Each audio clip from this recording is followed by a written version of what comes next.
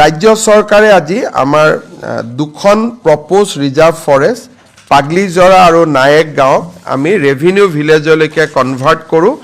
কিন্তু তাৰো ভিতৰত 280 হেক্টৰ আৰু 180 হেক্টৰক লৈ দুখন ৰিজাৰ্ভ ফৰেষ্ট কৰিবৰ বাবেও ৰাজ্য চৰকাৰে সিদ্ধান্ত লৈছে জাগিৰোডৰ টাটা সেমিকণ্ডাক্টৰ প্ৰজেক্টৰ কাষত আপোনালোকে জানে যে খুব কম দিনতে বেংগলুৰুত কাম কৰি থকা 1000 ছোৱালী জাগিৰোডলৈ উভতি আহিব আমাৰ যি অসমীয়া ছোৱালী এতিয়া বেংগলুৰুত কাম কৰি আছে তেওঁলোক খুব সোনকালে জাগিৰোডলৈ উভতি আহিব অহাৰ লগে লগে জাগিৰোডত এটা থাকাৰ ভীষণ সমস্যা হ'ব আৰু লাহে লাহে 10 12 15000 মানুহ যেতিয়া তাতে নিযুক্তি হ'ব ওচৰত ভাড়া ঘৰ আদি প্ৰস্তুত হৈ উঠুতেও সময় লাগিব সেইকাৰণে আজি আমি আগতীয়াকৈ জাগিৰোডত এটা ৱৰ্কিং ওমেন হোষ্টেল 1000খন আসনযুক্ত এটা ৱৰ্কিং ওমেন হোষ্টেল বনাবৰ বাবে আজি কেবিনেটে 142 কোটি টকাৰ অনুমোদন জনাইছে আৰু মধ্যবিত্ত লোকসকলৰ ব্যৱহাৰৰ বাবে বিনামূলীয়া বিশেষকৈ ঔষধ বিতৰণৰ বাবে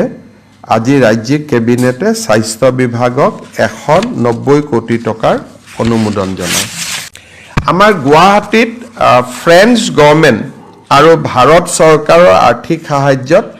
আমি এটা Assam climate centre for cities বুলি এটা আমি অনুষ্ঠান গঢ়িম ইয়াৰে পুঁজি ভাৰত চৰকাৰ আৰু ফ্ৰেঞ্চ চৰকাৰে আমাক আগবঢ়াব আৰু ইয়াৰ জৰিয়তে ক্লাইমেট প্ৰটেকশ্যনৰ ক্ষেত্ৰত কেইবাজনো এক্সপাৰ্ট গুৱাহাটী পৌৰ নিগমে নিযুক্তি কৰিব পাৰিব কেবিনেটে আজি এই ক্লাইমেট চেণ্টাৰটো অনুমোদন জনায় আমাৰ অসমৰ গোটেই চাহ বাগিচাবিলাকত আমি মহাপ্ৰভু জগন্নাথ কমিউনিটি হল বনাই আছো 500খন চাহ বাগিচাত আজি তাৰ এখন মেনেজিং কমিটি কেবিনেটে নিৰ্মাণ কৰে স্থানীয় বিধায়কক অধ্যক্ষ হিচাপে লৈ তাকো কেবিনেটে অনুমোদন জনায় এতিয়া তৃতীয় এটা ইম্পৰ্টেণ্ট সিদ্ধান্ত আছিল আমাৰ অসমত যিবিলাক ফৰেনাৰ্ছ ট্ৰিব্যুনেল আছে তাতে বহুত কেছ পেণ্ডিং হৈ আছে এই কেছবিলাকৰ ভিতৰত 28000 এনেকুৱা ব্যক্তি আছে যাৰ উপাধি কোচ ৰাজবংশী লোকসকলৰ সৈতে মিলে অৰ্থাৎ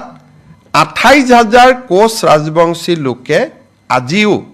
বিদেশীৰ এটা অপমান লৈ তেওঁলোকে ট্ৰিব্যুনেলত কেছ খেলি আছে ৰাজ্য চৰকাৰে বিশ্বাস কৰে যে কোচ ৰাজবংশী অসমৰ এটা খিলঞ্জীয়া কমিউনিটি কোচ ৰাজবংশী অসমৰ সংস্কৃতিৰ এক এৰাব নোৱাৰা অংগ আৰু সেইবাবে আজি ৰাজ্য চৰকাৰে সিদ্ধান্ত লৈছে যে কোচ ৰাজবংশী লোকসকলৰ বিৰুদ্ধে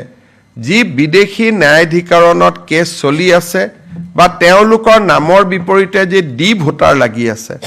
তাক তৎকালীনভাৱে এই গোচৰবোৰ প্ৰত্যাহাৰ কৰিবলৈ আজি ৰাজ্য চৰকাৰে সিদ্ধান্ত লৈছে এইটো এটা কোচ ৰাজবংশী কমিউনিটি বহুত দিন তেওঁলোকে কষ্ট খালে আৰু এই কমিউনিটিৰ মানুহবোৰ বৰ দুখীয়া গতিকে আজি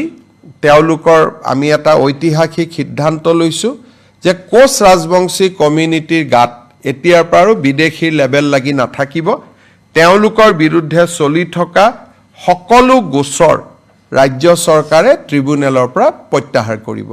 সো তিনটা ইম্পৰ্টেণ্ট ডিচিশন আছিল 2% দিয়ে সেকেন্ড ইম্পৰ্টেণ্ট ডিচিশন আছিল